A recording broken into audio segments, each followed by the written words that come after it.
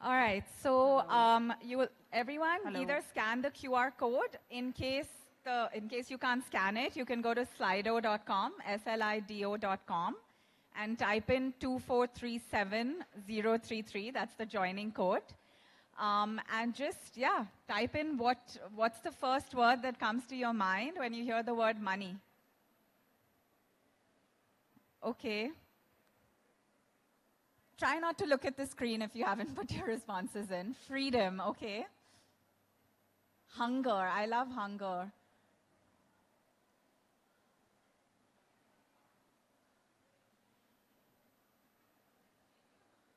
What is your favorite one, Ketki, so far? Shopping. Shopping is my favorite one. There should be one more word. Online shopping.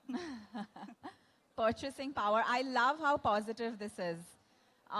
For me, the first word was, it's scary, it's daunting, it's stressful. But everyone, it's power, luxury, independence, freedom. I love it. I absolutely love this. Garibi. Nice. What else is another funny one? Purchasing power, security, comfort, necessity. Badi badi baate. I love it. Easy life. Okay, I think we'll close this in about 10 more seconds. Folks who are walking in, participate. You can scan the QR code and tell us the first word that comes to mind when you hear the word money. I think power is taking the lead. Comfort, absolutely. Okay, I think we can get started with this session. Great.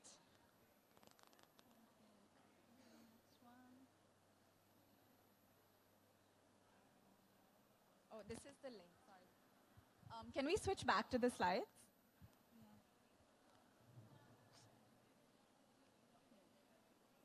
The third slide. Yeah. Next one. Yes. Can you click on the link on the third slide? No, just click on this link. Okay. Yeah. Can go to the next one. We can go to the next slide. Yeah. And the next one, actually. So, Hannah, how do you feel? What is financial independence? Every woman should aspire to have. What are the basics? Because a lot of undergrads are there. Obviously, there are a lot of working women as well over here among us. All right, I'm seeing at the back that y'all can't hear me. Is this better? Okay, we just hold the mic close. Oh, you can't hear Katie. Sorry. Okay. Your mic may not be working. Can you hear me now? Is this better? Yeah. Okay, thanks. Awesome. So I was asking Hannah, what are the basics for financial independence every woman should have? Many of the students are here. They are from undergrad. There are many working women also amongst us. Right. So please share your thoughts. Yeah, so why is financial independence or autonomy so critical, right? Especially for women. So we saw some of the words that y'all put in. Money is power. Money is freedom. You can't truly be independent if you're not financially independent, right? And I love that there's so many young women here who are already thinking about this. We often say, like, money gives you, like we said, freedom to choose, right? Freedom to do what you want to do, freedom to pursue the career you want to, freedom to get married or leave a marriage, freedom to have kids or not, freedom to start a business. Money enables everything, right? And especially for women, it is so critical for a number of reasons, right? One is that women may tend to take more career breaks, right? For whatever reason it may be. And our income patterns may look quite different, right? So we need to make sure we've planned for those scenarios. Two is women live longer than men, right? So on average, we will outlive our male peers by about 5 to 6 years, right? So chances are you will outlive, I don't know, if you choose to get married, a husband, a brother, well, your parents most likely. So you need money to serve you for a much longer period of time, right? If this wasn't already enough, it actually costs more to be a woman, right? How many of you here have heard of the pink tax? Okay, awesome. So it's yay to social media for promoting that. But the pink tax is essentially this premium and markup women pay for personal care products, right? So and this is all true, right? If you look at razors marketed to women, the exact same product, maybe just pink washed, and I'm wearing a pink jacket, but maybe something that's just pink washed is marketed to women. And you're paying a markup for it, right? So personal care, haircuts. How many of you hate the price of what it costs for haircuts, right? It's ridiculous. But that is the reality. Hopefully this changes in the course of our life, but it costs more to be a woman. Healthcare costs are actually much higher for us compared to our male peers as well, right? So, and of course, we've all heard of the gender pay gap. Can anyone just shout out what it is in India? Any guesses? Just shout out a number. Gender pay gap in India. 20. Anyone else? 20. Anyone here? Right. So in India, it's actually around 34%. So for the same job with the same qualifications, a woman earns 34% less than her male peer, right? So basically, not only do we need money to last us longer, it costs more, and we have less coming in, right? So all the more reason we need to just make sure we're on top of our finances and we have 100% complete autonomy over our money, right? Don't let anyone else, someone else can manage your money, you can outsource it, that's fine, but you need to be on top of your finances. So Hannah, what is your advice for the essentials of building the solid foundation for women? Right. Okay, so yes, the topic today is practical strategies, right? And so we wanted to leave you with very actionable things, because in theory, sure, everyone needs to be financially independent and take control of your money and take control of your financial destiny, but how do we do that, right? So before I actually get into the specifics here, right, I want us to all do three things. Right? One is educate yourself about money, right? Again, it sounds super boring. I know we have a million things going on in our lives, and education is not take one course and then forget about it. It's a continuous journey, right? So chalk out 30 minutes every month to just learn something new about money, right? What are new ways to invest? What is the interest rate on your PF right now? Anything where you are constantly educating yourself about money. 30 minutes a month. Put it on your calendar, put a reminder, just do it. 2 is talk money with your friends, right? Women do not do this. I don't even want to say enough. I don't think women do this at all. No, women are very competitive, but they need to speak. Men do speak about money openly.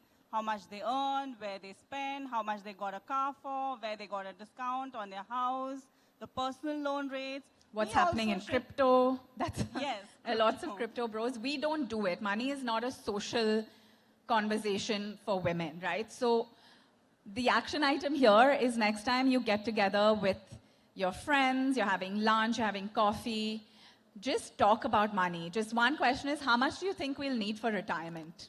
That's actually a really fun conversation to have with your girlfriends, right? Just start talking money. It becomes normal. It becomes part of your life. If there are any confidence gaps you're feeling, oh, can I do this? Can I not? It just becomes easier, right? So that's number 2. And number 3 is just start however small it is, all right? And when I mean start start investing. By show of hands, how many of you here know what an SIP is? Oh, awesome. Okay, great. We don't need this session today. But for the handful who may not be aware, an SIP stands for, it's a very boring term, it stands for systematic investment plan. But it's nothing, it's just a process you set up to invest your money into a mutual fund, right? And we'll go into what that is. But my action item for you here is just set up an SIP, and you can do as little as 500 rupees. I think that's doable, right? If you're not feeling confident, what are stock markets, what are mutual funds, just put in 500 rupees a month, and we'll go into what you want to put it into. But these are 3 things, right? Educate yourself, talk about money, and just start however small it is. Now, going back to your question, Ketki, on what are the essentials, right? So, how many of you here have an emergency fund? Okay, about little less than half. I'll tell you first what that is. I like to call it a peace of mind fund. I think emergency has many negative connotations to it, but it's essentially your backup stash, right? Loss of job, sudden loss of income, loss of, I don't know, someone like a key breadwinner in the family, a disaster like COVID, whatever, right? There's emergencies come unannounced. Your peace of mind fund is about 6 months of your fixed expenses put away in a place where you can access it easily, right? So when I say fixed expenses, this is not like discretionary, like shopping or travel. It's like rent, utilities, if you're a parent and you have school fees, like those sorts of things. Keep 6 months stashed away in a place you can access easily at any given point in time. Your house that you own is not your emergency fund because you can't, it's not liquid, right? You can't just convert it into cash. Gold, which is another thing Indian women, especially married Indian women, tend to have, is not an emergency fund. This is like somewhere in an FD, a savings account that you just have at all times. So that's one building block. 2 is health insurance, right? Actually, even before an emergency fund, I would say get health insurance. I know a number of us here in the room may have it through our employer, which is great, but understand how much cover that even is, right? Typically, group plans that employers have may not be that high in terms of what medical coverage you're actually getting. And consider buying your individual policy on top of that, right? So health insurance is a must. A medical emergency can break the bank, and you don't want to be in that situation to figure this out. Just right? adding to Henna, basically, if you have your individual insurance, it is also, if you take it right now, it's easier because the cost increases as you delay it. You have your job now, then you are in between transfers. If something happens, God forbid, it is easier on your family and you. In the end, females are the ones which keep the family together. So you have to be independent financially and health-wise as well. Right. Yeah. So health insurance is cheaper to get when you're younger. Yes. Right. At every milestone, so at like 35, your premiums will increase and stuff like that. But the sooner you are in the system, the better it is. So health insurance. So we did peace of mind fund. This can be right. Health insurance. And 3 is the SIPs we talked about, right? And the beautiful thing about SIPs is that it's automated. You don't have to think about doing, investing every month or when you get your salary. You set it and you forget it, right? So I would say set your SIPs as early as like the first week of every month. So like mine are set for like the 5th or 6th of every month. Salary hits your bank account before the expenses for the month kick in. You've already put away your investments, right? So save before you spend and not the other way around. It's like paying your future self after your salary. Yes, absolutely. So I would say these 3 things are the basic building blocks, in addition to the pieces we talked about in terms of educating yourself, talking about money, etc. So what are the financial goals that you feel are important, keeping aside all these solid foundations to top that? Okay, so I'm sure everyone here has some financial goal or the other. Do you want to just shout out a financial goal? Early retirement, okay. Sorry? Getting a car, wonderful. Early retirement. House? Sorry? House. Child, kids education. Don't look at, nice, that's a great goal. Great, so all of these are, things we want, but a key element of a financial, actually there are 3 key elements of a financial goal. What it is, right? So I want to buy a car. How much does it cost today, right? So let's say the car you want is 10 lakhs today. and when do I want it, right? Because that when is important because of a very annoying but essential thing called inflation, right? So if you want that 10 lakh car 5 years from now, it's going to cost something very different, right? So 3 parts of a goal: purpose, like what it is for. I want to buy a car. How much it costs today, 10 lakhs, and when do I want to achieve it? In 2027, right? And as an example. So I'm not saying go home and like write down each of your goals and put it in an Excel sheet, but just thinking about money this way helps you plan better, right? So a financial goal, most things are financial goals. Travel, no one said travel. I want to book that Europe trip 2 years from now. Someone talked about kids, that's a financial event, a financial goal. Buying a car, buying a house. For me, it was doing an MBA. I know that's a lot for us as well, doing a master's, further education. And yeah, these are dreams of ours. These are goals of ours. And the way to get to it is through investing, right? Savings are great. Can anyone shout out what the difference between savings and investing, savings and investments are?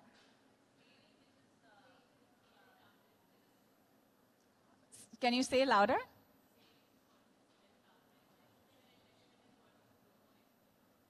Okay, saving is what's left after expenses. Investments is what you do before expenses. Anyone else? Right, savings stay as is, constant. Investments grow. Yeah. In investments, money works for you. More intention with investment, savings you forget about. Okay, I think that covers, sorry, I would love to take more answers, but I think that covers it, right? I think most important being savings don't grow, right? Savings are like, okay, I'm keeping money aside.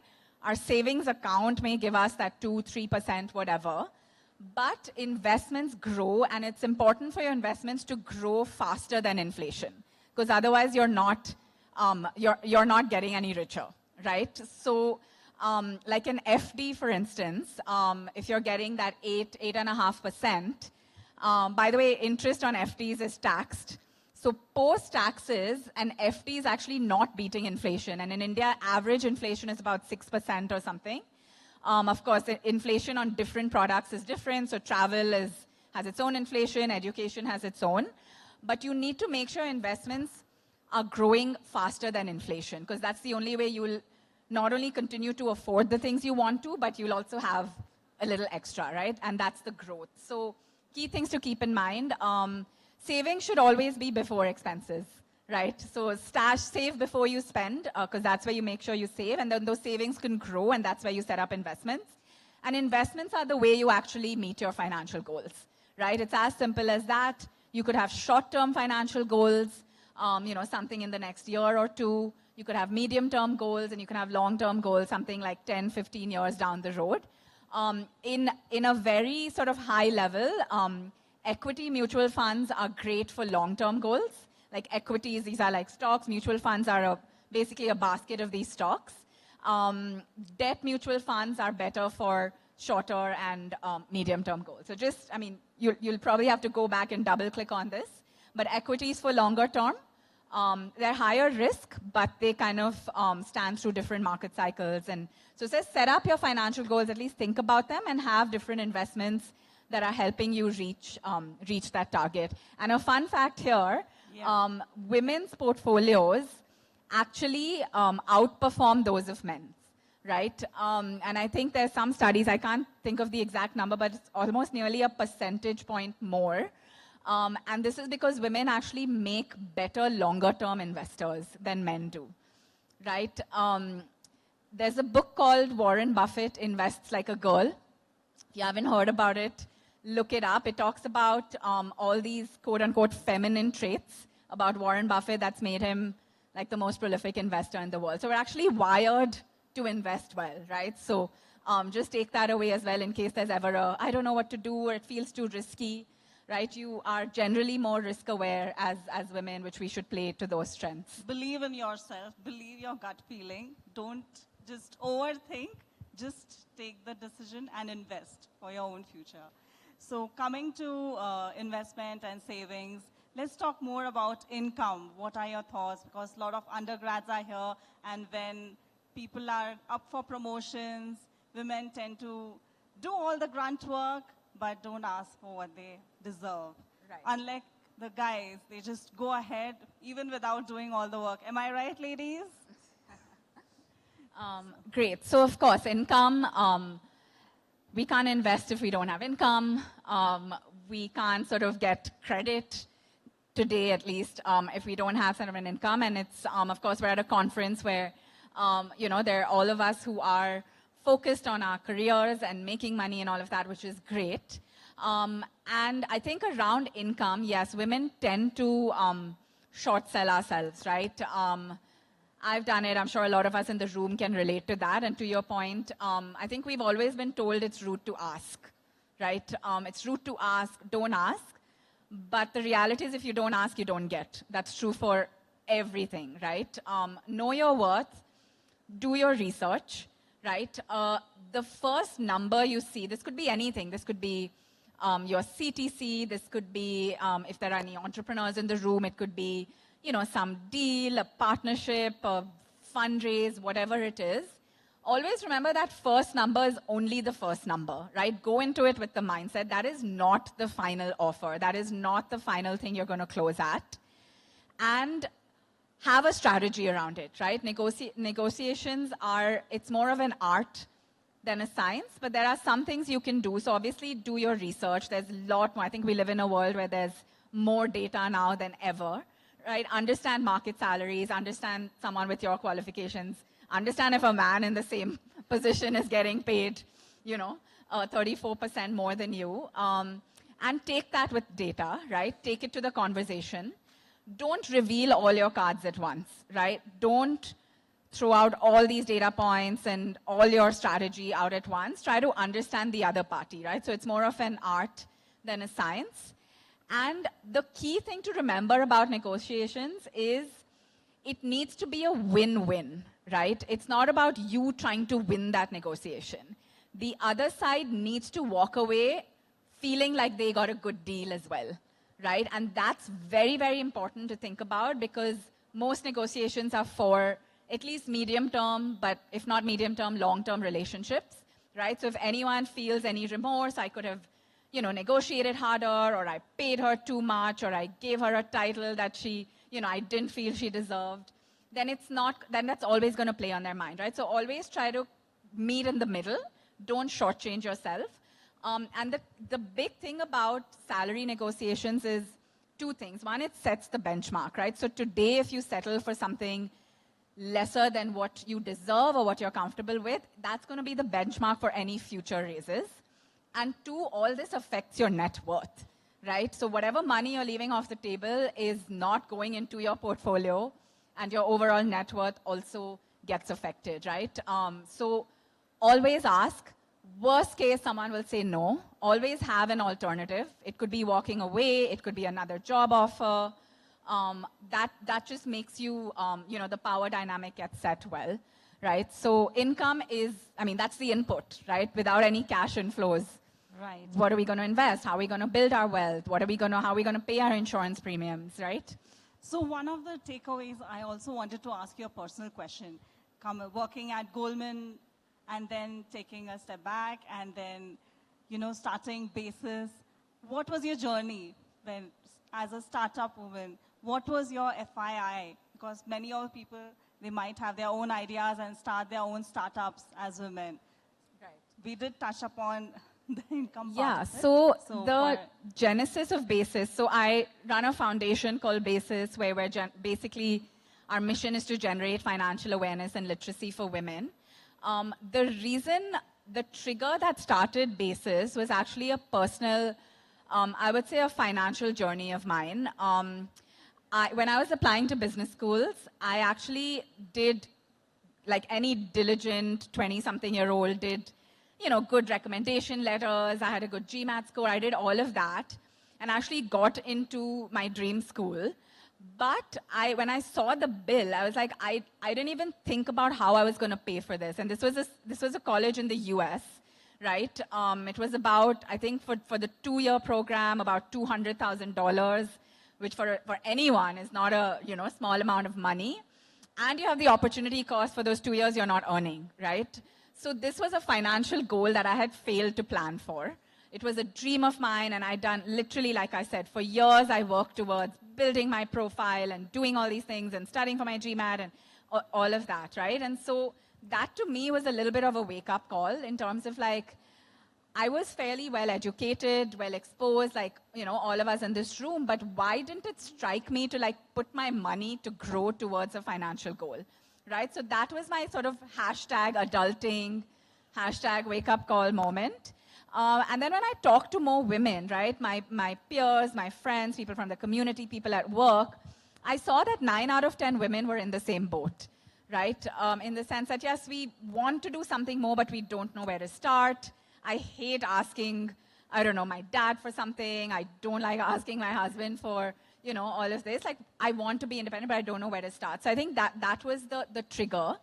But yes, as an entrepreneur, and I want to share that journey too, your personal finances will get hit, right? So anyone here a startup founder or an aspiring startup founder?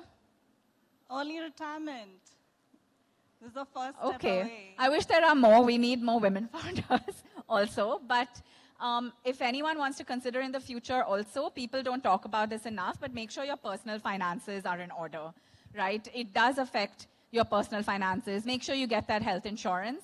Of course, startups and equity ownership is the only way to build generational wealth, right? Your salaries, etc., are not going to get you there. But of course, the risk appetite, etc., needs to be in place. But make sure your personal finances are in check. So when I started, so Basis was actually a for-profit VC-funded startup, which we recently pivoted into a foundation. But I had planned to get into this knowing that my salary was going to be, I don't know, a third or lower than what I would get otherwise. I would not have benefits from work, things like that, right? But just go into it knowing that for a few years it is going to take a hit. Plan for that, and only when you feel comfortable, actually dive into that journey. Because the last thing you want is financial stress when you already have stress of, doing a startup and building something from the ground up. That's great. Ladies, any questions you'd like to ask Hannah? I'll just come to you once.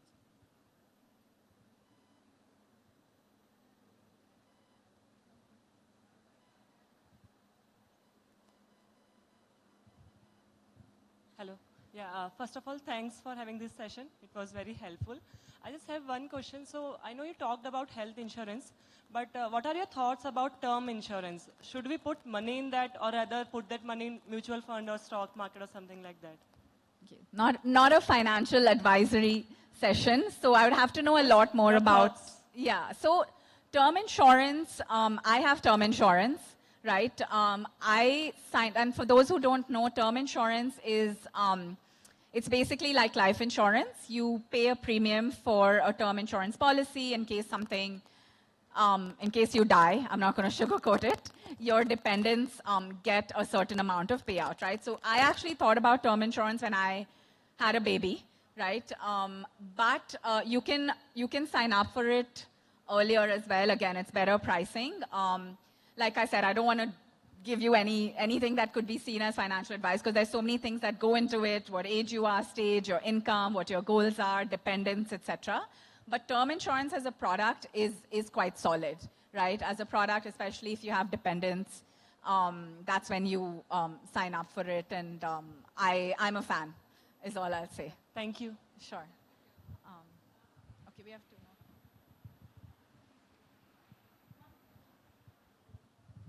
Hi, so this question is going to relate to a lot of people, I feel. So I've been thinking of investing in mutual funds for a very long time, for about 10 years. But, always the anxiety creeps in that this is the stock market and what if I lose all my money?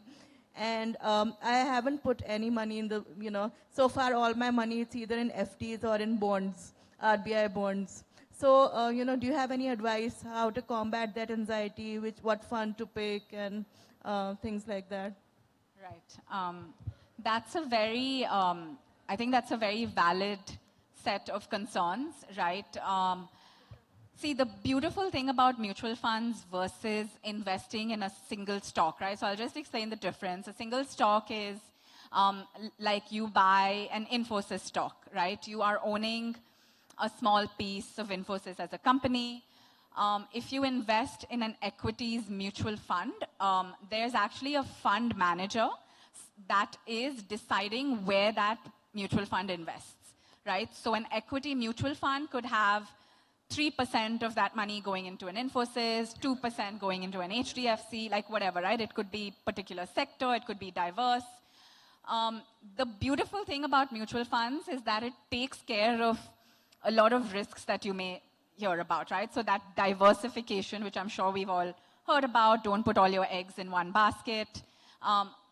The mutual fund manager's job is to take care of that, right? So God forbid, if an Infosys goes down, your entire portfolio is not going down, that mutual fund is probably going to be okay, right? So mutual funds are a beautiful investment product. They're one of my favorite asset classes versus single stocks. If you're doing single stocks, that's when, you know, it's a little scary, like because you're putting your money in one stock, one company. If something happens to it, you know, it's much more risky than doing it in an equity mutual fund. And if equity mutual funds feel a little bit too out there, so equity is actually known to be the highest risk, the most volatile, but also the best to perform in the long term as well, right? But if you're not comfortable with that volatility, like suddenly your portfolio is gone, you know, really down, and it's all unrealized, you know, P&L. But if you're not comfortable with that, you can consider debt mutual funds. There are gold mutual funds, like mutual funds that invest in gold, right? So I would just say, just start small, like put in that 500,000, 2,000, put in 1 day's worth of income, whatever amount you feel comfortable with, just put it in a mutual fund, understand, see how you feel, see how your portfolio is growing, right? It may also make you, you know, be more interested in the news and see what's happening. And yeah, mutual funds offer SIPs, right? Which just makes it very automated. So I know I didn't answer your question. I'm just like, it's actually the best asset class for beginners, even if you're not a beginner. If you don't have time to sit and like trade and, you know, follow the markets every day and the news and what's going up and what's going down, which most of us, I'm guessing, don't unless you're a professional trader. A mutual fund is the best way to just, the fund, you're paying a small fee for this fund manager to do their job to make sure your investments are fine, diversified, you know, invest into different sectors, whatever the mutual fund might be. Thank you. Thank you so much, Hena. And she'll be available for more questions in